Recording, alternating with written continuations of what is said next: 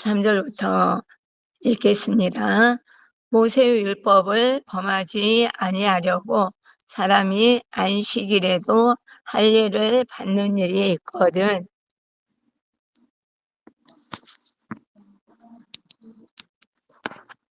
내가 안식일에도 사람의 전신을 건전하게 한 것으로 너희가 내게 노여워하느냐.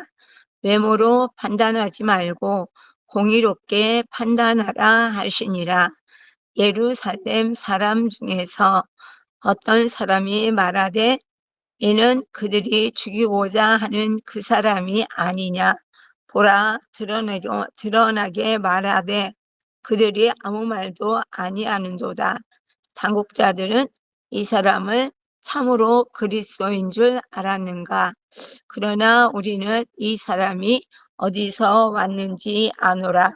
그리스도께서 오실 때에는 어디서 오는지 아는 자가 없으리라 하는지라.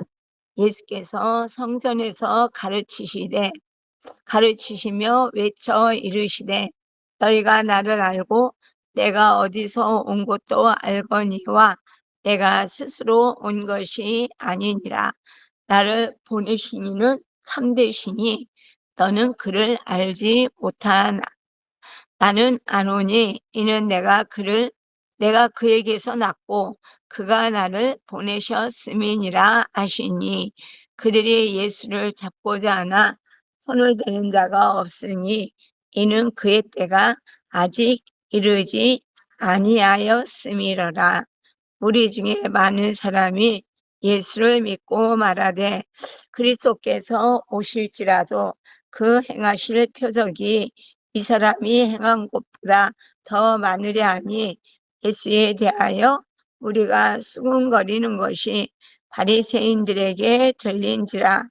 대제사장들과 바리새인들이 그를 잡으려고 아랫 사람들을 보내니 예수께서 이르시되 내가 너희와 함께 조금 더 있다가 나를 보내신 이에게로 돌아가겠노라. 너희가 나를 찾아도 만나지 못할 터이요 나 있는 곳에 오지도 못하리라 하시니 이에 유대인들이 서로 묻되 이 사람이 어디로 가기에 우리가 그를 만나지 못하리요. 헬라인 중에 흩어져 사는 자들에게로 가서 헬라인을 가르칠 터인가. 아멘. 여기까지 읽겠습니다.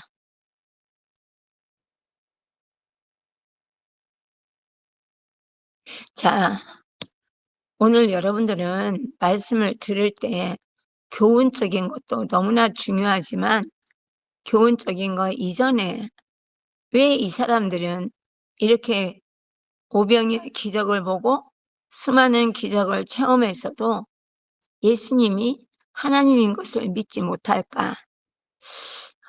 이제 요한복음 11장에 가면은 죽은 나사로를 살리는 장면이 나옵니다.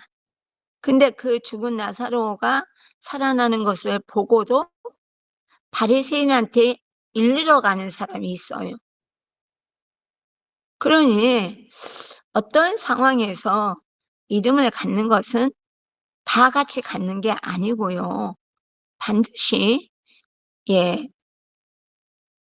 성령의 감동하심으로 예수님을 알아보고 믿을 때만 그렇다는 걸 알 수가 있습니다.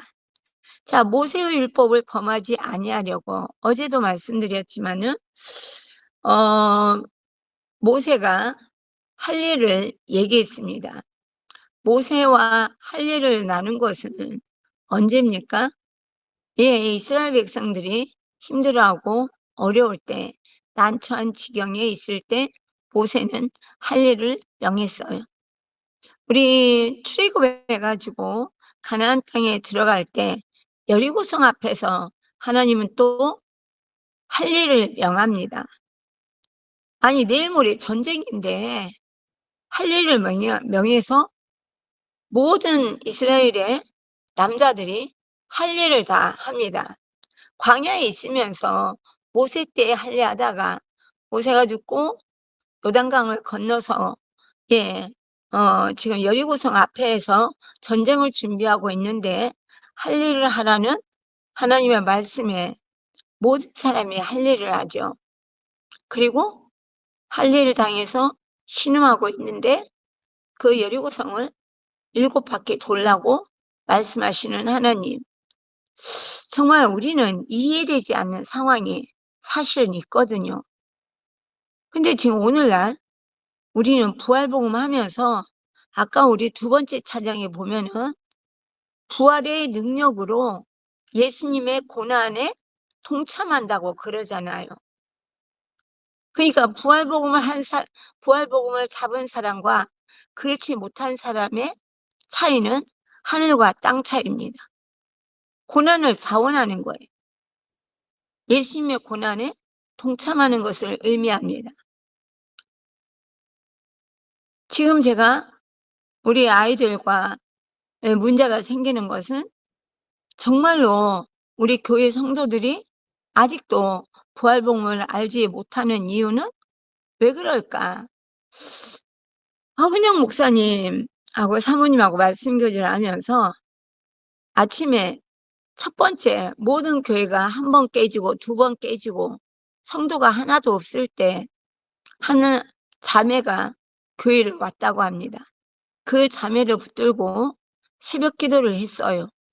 그리고 아침 식사를 해서 같이 먹고 그 다음에 또 새벽 기도 말씀 녹음시켜 놓은 것을 또 듣는 거예요. 그리고 또 뭐가 좋았냐 물어보고 간증을 쓰고 이게요 부활복음 잡은 한마음교회도 그냥 목사님 교회도 그런 고난을 겪어가면서 부활을 잡았을 때 한 사람을 살리기 위해서 계속 뭐가 좋았냐를 물어본다는 거죠. 새벽 기도가 끝나고 난 다음에 루디아하고 문설꾼이 앉아가지고 뭐가 좋았냐고 계속 물어봐야 된다는 거죠. 그러니까 이 말씀이 내 피부 안으로 들어오기 위해서는 그냥 지금처럼 적당히 해서는 안 된다는 거죠. 이런 부분에서 정말 우리가 어떻게 해야 될 것인가 다시 한번 고민해야 되고 할 수만 있으면 이렇게 공휴일인 날은 성전에 와서 새벽 예배를 드리고 함께 음식을 떼고 뭐가 좋았냐 물어보고 함께 간증 쓰고 또 녹음해 놓은 거 아니면은 우리 교회 같은 경우는 페닉성교회 강영식 목사님 설교나 중고등부 설교 강영식 목사님 설교가 같은 것 같지만 또 다르거든요. 그것을 반복해서 듣고 뭐가 좋았나 또 들어보고 또 뭐가 좋았나 들어보고 서로 얘기를 나누면서 간증을 매번 쓰게 된다면 성령의 역사가 있지 않을까 싶습니다.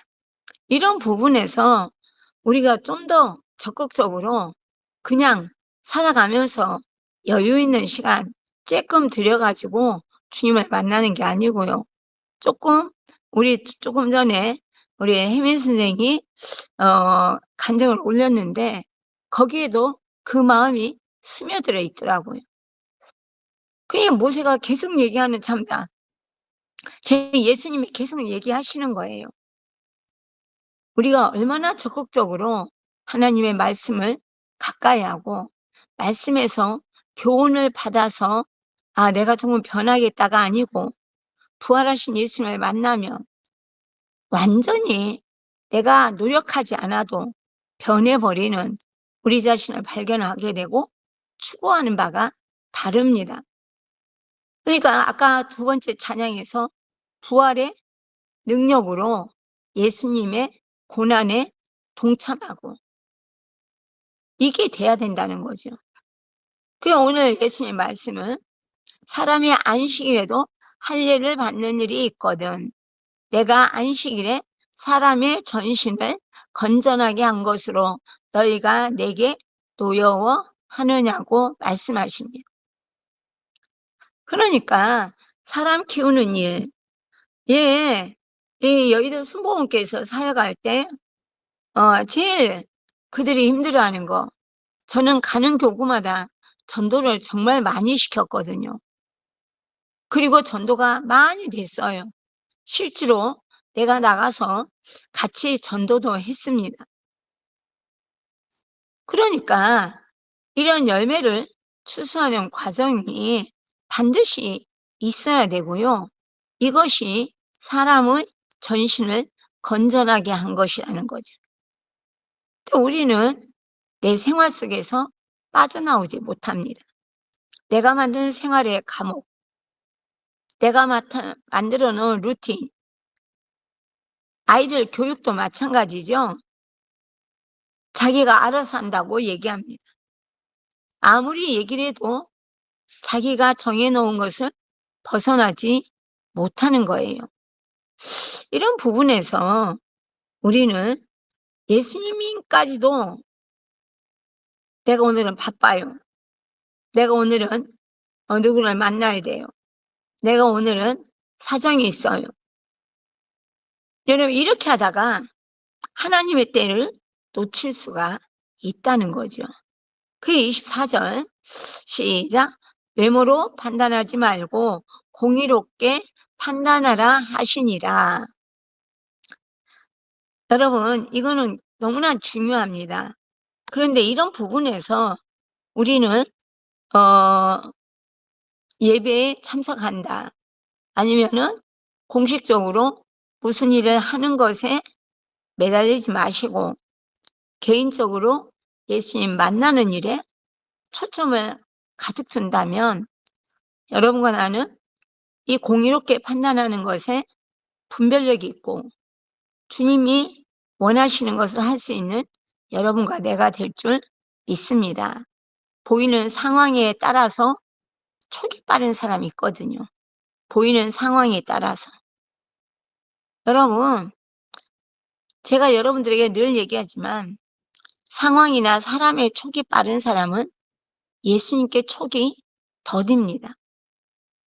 예수님께 촉이 빠른 사람은요, 마리아처럼 말씀을 잡게 되고요. 마르다는 사람의 촉에 빠릅니다. 그러니까 여러분, 우리는 하나님께 촉이 빠른 여러분과 내가 된다면 하나님의 공의가 우리의 공의가 되는 역사가 일어날 줄 믿습니다. 그 25절, 예루살렘 사람 중에서 어떤 사람이 말하되 이는 그들이 죽이고자 하는 그 사람이 아니냐. 그러니까는 이 유대 사람들은 정말로 예수님을 바라보면서 많은 기적을 일으키고 예수님이 수많은 기적을 일으켜서 엄청난 이 군중 파워를 일으키고 있었거든요. 그러니까는 이 현실에 안주하고 있던 이 제사장, 서기관, 바리새인들, 사두개인들에게는 예수님은 불안의 요소입니다. 만약에 이들이 반란을 일으켜서 로마 정부에 대항하게 되면 그나마 지금 남아있는 이것도 다 잃어버리고 완전히 우리나라는 멸망당하는 게 아닌가 한다는 거예요. 여러분, 우리 구약 성경에 바벨론을 포로로 잡혀가는 시대에 누구죠? 예언자들, 선지자들이 많이 있었죠. 그때 특별히 여러분 기억나는 선지자가 누군가요? 예레미야입니다. 예레미야는 하나님께서 예비하신 선지자로 너무나 고통 중에 이스라엘 사람들에게 그냥 조용히 바벨론의 포로로 끌려가고 이 나라 왕도 바벨론에 대항하지 마라. 바벨론의 지배를 받는 것은 우리가 하나님의 계획 중에 있다. 이렇게 얘기합니다. 그래서 예레미야를 감옥에 가두기도 하고 말을 못하게 하기도 했잖아요. 그런데 그때 왕들과 제사장들이 바벨론에 대항하여 이집트와 연합을 해서 바벨론에 저항하기로 합니다. 먼저 끌려간 사람들은 끌려갔고요. 근데 나중에 이 일로 인하여서 바벨론이 하나님의 성전을 무너뜨리고 이스라엘을 초토화시키고, 그리고 무슨 일이 생깁니까?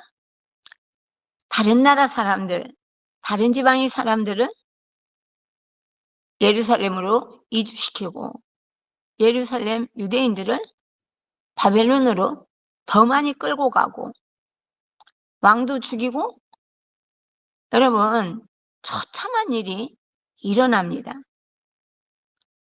이때 경험을 했던 이 유대인들의 의식 속에는 하나님께서 로마 정부를 통하여 이스라엘을 지배하게 하신 것도 하나님의 계획이니까 현실적으로 여기에서 잘 버티고 견뎌 나가면 우리나라가 때가 되면 회복될 거라는 생각을 가졌던 제사장과 바리새인과 사두개인이 아닌가, 이런 생각도 합니다.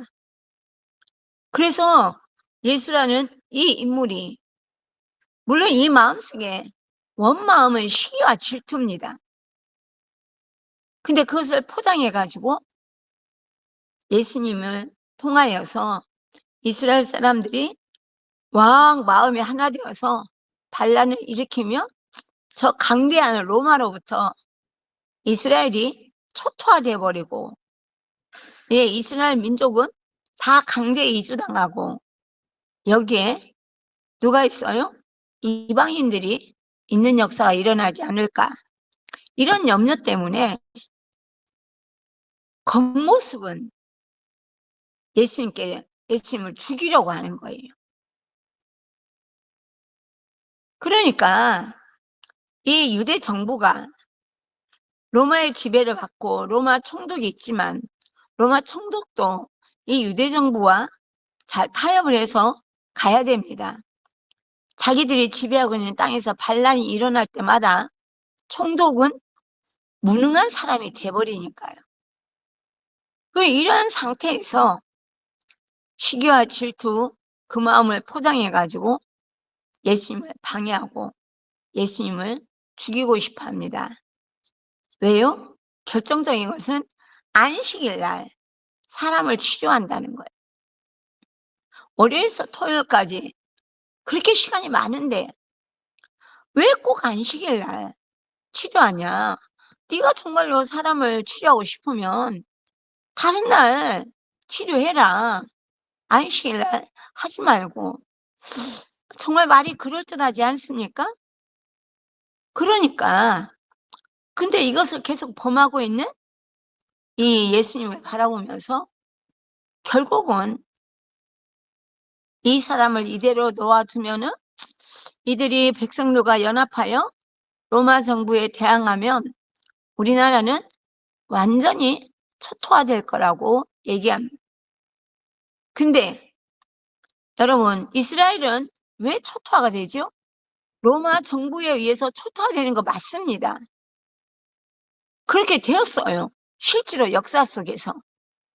언제요? 예수님을 십자가에 못 박아 죽이고 3일 만에 부활하신 이 사건을 통해서 이 유대 사람들이 빌라도까지 예수님은 죄가 없다고 얘기하는데도 불구하고 죽이라, 죽이라, 죽이라고 합니다. 그리고 빌라도가 대야에다 물을 떠다가 나는 이 사람의 피에는 상관이 없다.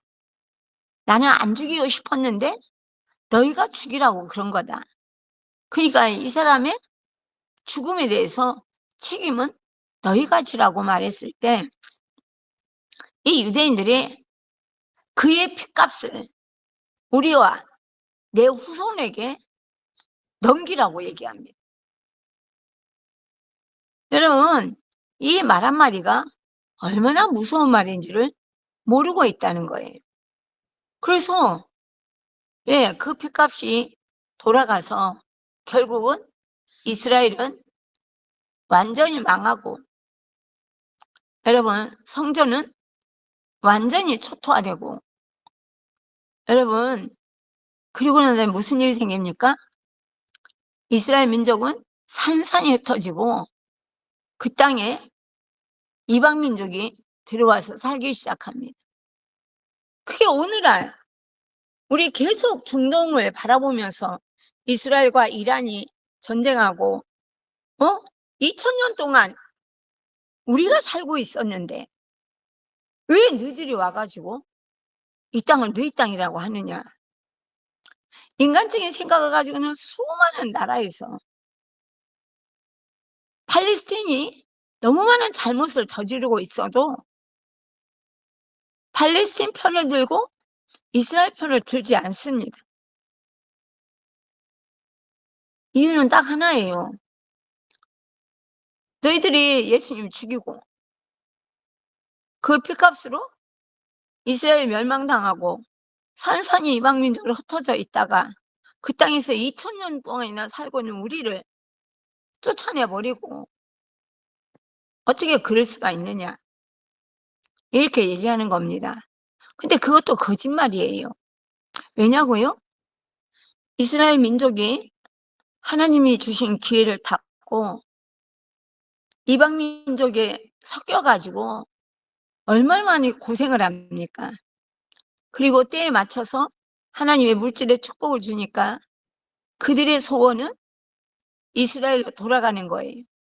그런 유대인들이 돈을 벌어서 팔레스틴, 지금 예루살렘과 이스라엘에 가서 땅을 사기 시작했습니다. 이거 무서운 일이에요. 이건 여담이지만 우리나라가 캄보디아도요, 외국인한테 땅을 안 팝니다. 외국인은 땅을 안 팔아요.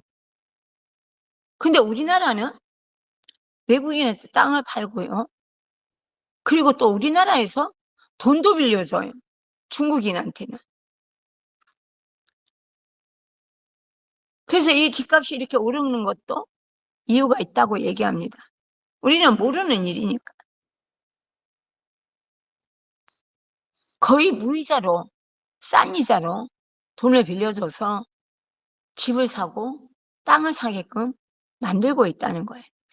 여러분 아시죠? 들리는 소문에 의하면 제주도는 중국 거라고요. 왜 이런 일이 일어날까? 다시 한번 말씀드리지만 이거는 다른 사람이 나빠서 그런 게 아니라 우리 기독교인들이 부활신앙이 안 되니까 내 축복이 내가 많이 가지고 내가 어떤 능력을 받고 내가 뭔가 신앙이 잘하고 그래가지고 내가 많은 재산을 가지고 무언가를 가지고 있으면 이것이 하나님의 축복이라고 생각한다는 거예요. 그러니 여러분 정말로 중요한 것이 무엇인지를 놓쳐버린 거예요. 이 땅의 축복에다가 목숨 거는 크리스찬들 때문에 이 나라가 타락했고 예수 믿는 사람이 안 믿는 사람보다 더하다는 말이 이 땅에서 당연한 말이 돼버리는 이런 불상사가 일어난 거예요. 그래서 악이 선을 눌러버리고 우리는 진짜 선이 무엇인지 모른 채로 살아가고 있다는 거예요. 근데 여러분과 나 부활봉을 12년 차 했잖아요. 하고 있는데도 여전히 내 감정과 느낌이 선이라면 우리는 아직 거기에서 못 벗어난 거예요. 왜 초대교회 성도들은 안 그러잖아요. 여러분 나는 부활봉하면서 초대교회 성도들처럼 살자. 처음 들었어요. 왜냐하면 제가 부활복음을 가지고 여러분들에게 소개하고 나도 우겨쌈을 당해도 쌓이지 아니하며 답답한 일 당해도 낙심하지 않고 핍박을 받아도 버림받지 않고 거꾸러뜨림을 당해도 망하지 않는 이것이 예수 믿는 사람에게 하나님이 주신 최고의 축복이구나를 깨달은 것은 2015년도 7월달 부활복음을 잡았을 때 첫 번째 주신 말씀이에요. 두 번째가 고린도서 4장 7절 바로 위의 말씀이죠. 너는 질그릇이고 네 안에 보배가 있으니 이는 하나님께로부터 능력이 나오지 너에게 능력이 있지 않다는 것을 알게 해주시려고 했다고 말했습니다. 그러니까 내 안에 예수님이 계시면 나는 능력이 있는 생활을 할 수 있는 거예요. 내 안에 예수님이 계신 걸 믿고 그 예수님의 마음과 생각을 깨닫고 그분이 원하는 대로 살아가면 나는 능력 있는 인생을 살 수 있고 아니면은 문제가 된다는 거죠. 근데 저는 오랫동안 신앙생활을 하면서 사도행전 3장에 성전 미문 앞에 앉은 안진뱅이도요. 베드로와 요한이 능력 받아서 서로 먼저 기도했더니 안진뱅이가 일어섰다고 생각합니다. 생각했어요. 신학교에서 그렇게 배웠고요. 능력 받으면 성령 충만해지면 이제 능력 받는 게 뭐예요? 성령 충만해지면 이렇게 돼버리는 거예요.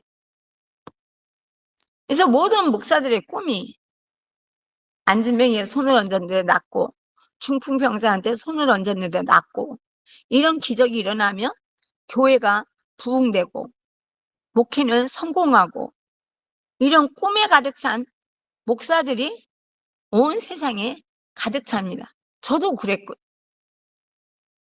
부활복음이 아니었으면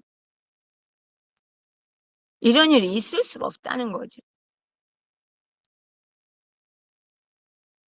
그러니 이때에 이 사람들이 예수님을 죽이려고 하는 거. 여기에 동참하고 있는 수많은 유대인들은 뭐 하는 사람이냐고요. 오늘날의 세태에서도 으쌰으쌰 나가서 지금 나가서 열심히 하고 있는 그분들에게 우리가 힘이 되어 주려면 우리가 내 있는 자리에서 내가 거룩해져야 되고 내가 정결해져야 되고 내가 시기와 질투, 원망, 불평, 판단, 정죄에서 벗어나서 초대교회 성도들처럼 말씀을 전하고 말씀을 나누는 역사가 일어나야 됩니다.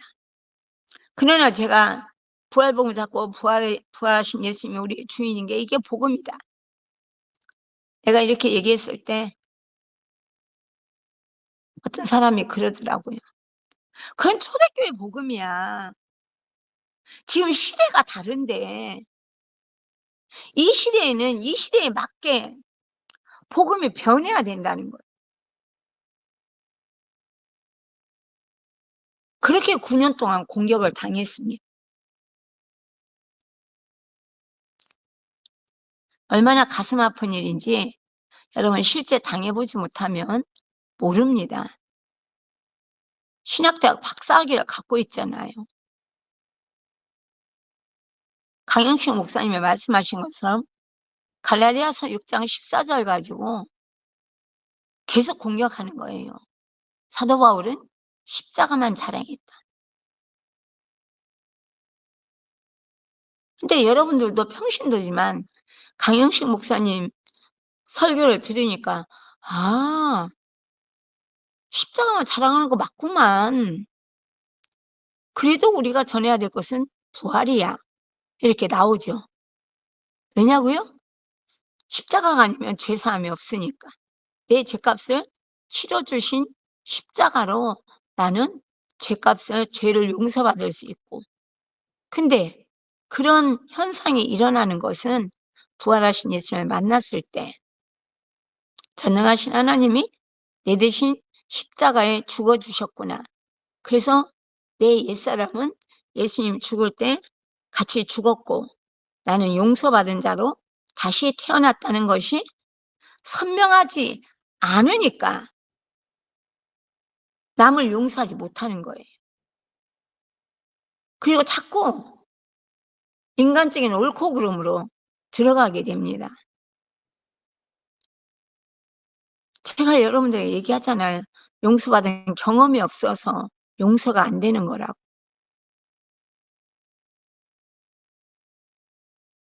그러니 예수님을 죽이고자 하는 기득권자들이 이미 소리 소문으로 다 알고 있어요. 그런데 말이에요. 26절 시작. 보라 드러나게 말하되 그들이 아무 말도 아니하는도다. 당국자들은 이 사람을 참으로 그리스도인 줄 알았는가. 예수님도 자신의 때가 있는 걸 알았고 이 당국자들은 사람들이 많은 데서 예수님을 막 잡아 끌고 가면 반란이 일어날 수도 있어요. 로마 정부에 반란이 일어나는 게 아니라 이 제사장과 바리새인과 사두개인을 가만두지 않을 수도 있다고요. 왜? 예수님이 하시는 일은 지금 로마의 억압 속에 살고 있는 이 백성들에게 정말 한 줄기 단물이잖아요. 병들어 병원에도 못 가고 약도 못 먹는데 치료해 주시고 오병이 기저귀를 일으켜서 먹는 것도 도와주시고. 여러분, 이런 상태의 이 사람을 잡아 끌고 가서 죽이려고 한다. 그러니까 이게 조심하는 거예요. 그래서 예수님이 공개석상에서 지금 복음을 전하고 있잖아요. 너희들은 모세가 허락한 할례를 지르기 위해서 안식일 날 그렇게 하면 안 되는데도 할례는 안식일법에 율법에서 예외로 쳐준다는 거예요. 근데 사람을 치료하는 것은 예외가 아니라는 거죠. 짐승이나 자기 아들이 곤란한 일을 당하면 율법을 지키는데 안식일날 율법을 지키는 것에 예외를 칩니다. 근데 예수님이 사람을 치료하는 것은 예외로 안 쳐주고 지금 따지고 율법을 어긴다고 해서 죽이려고 하는 이 사람들을 백성들은 알고 있는데 공개석상에서 이걸 따지고 있는 예수님께 아무 말도 안 하는 이 당국자들을 바라보면서 사람들은 이제 그럼 당국자들도 예수님을 믿기로 했는가? 이제 당국자들도 예수님이 그리스도 하나님이 보내신 메시아인 걸 인정했는가? 이렇게 생각을 하는 거예요. 자, 그런데 문제는요. 27절입니다. 그러나 우리는 이 사람이 어디서 왔는지 아노라. 그리스도께서 오실 때에는 어디서 오시는지 아는 자가 없으리라 하는지라. 이게요. 진짜 믿음을 갖는 데는 생각이 깨져야 됩니다. 여러분이 가지고 있는 기존의 경험 이런 것들이 다 깨뜨려져야 돼요. 예수님이 이 백성들은 압니다. 예수님의 아버지가 누구? 요셉. 예수님의 어머니 누구? 마리아. 예수님의 형제들 누구? 야고보와 유다와 요셉과 또 하나 더 있죠. 4명의 남동생이 있었습니다. 다 아는 거예요. 동네 사람들이니까. 근데 유대의 구약 성경에 나오는 말씀에 보면은 어디서 오는지 아는 자가 없으리라. 누구처럼요? 멜기세덱처럼. 네, 아는 자가 없어야 된다는 얘기죠. 그러니까 말씀을 어떻게 해석하느냐에 따라서 여러분과 나는 말씀을 잘못 받아가지고 완전히 잘못된 길로 인도받을 수 있다는 거예요. 또 요한복음 뒤편에 가면은 나옵니다. 이 구약 성경에 나와 있는 하나님이 보내신 메시아는 절대로 죽지 않는다고 되어 있다는 거예요. 솔직히 말해가지고 요한복음 16장 아니 시편 16편 10절 말씀, 이사야 말씀 살펴보면 예수님은 무덤에 들어가도 무덤이 그를 잡을 수 없다고 되어 있거든요. 이걸 어떻게 해석하느냐? 영원히 죽지 않는다로 해석이 있다는 거예요. 근데 그 해석이 틀립니까? 맞아요. 그러나 십자가에 죽으시고 부활을 모르니까 싸우는 거예요. 여러분과 내가 정말 부활이 실제가 되면 싸울 일이 없어요. 갈등할 일이 없습니다.